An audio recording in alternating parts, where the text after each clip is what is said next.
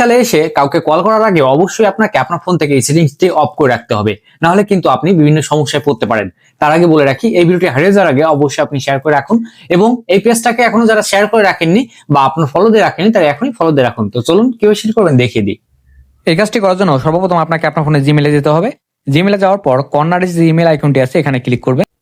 এখানে ক্লিক দেওয়ার পর এখানে দেখুন লেখা আছে ম্যানেজ গুগল অ্যাকাউন্ট, এখানে আপনি ক্লিক করবেন। এখানে ক্লিক দেওয়ার পর একটু নিচের দিকে যাবেন, দেন এখানে আপনি দেখবেন ডাটা অ্যান্ড প্রাইভেসি, এই ডাটা অ্যান্ড প্রাইভেসিতে আপনি ক্লিক করবেন। এখানে ক্লিক দেওয়ার পর এখানে যে প্রথম অপশনটি আপনার ওয়েব অ্যাপস অ্যাক্টিভিটি, এখানে আপনি ক্লিক করবেন।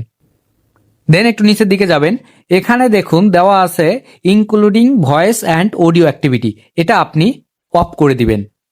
এরপর একটু নিচের দিকে যাবেন, এরপর এখানে দেখুন এই যে নিচে লেখা আছে স্টপ সেভিং, এখানে আপনি ক্লিক করবেন। এখানে ক্লিক দেওয়ার সাথে সাথে এটা কিন্তু অফ হয়ে যাবে, এখানে গটিতে ক্লিক করবেন। দেখুন এখানে কিন্তু অফ হয়ে গেছে। তো এখন কিন্তু আপনি যে কারোর সঙ্গে সেভলি কথা বলতে পারবেন। অবশ্যই প্রয়োজনীয় ভিডিওটি আপনি শেয়ার করে রেখে দিন। ধন্যবাদ।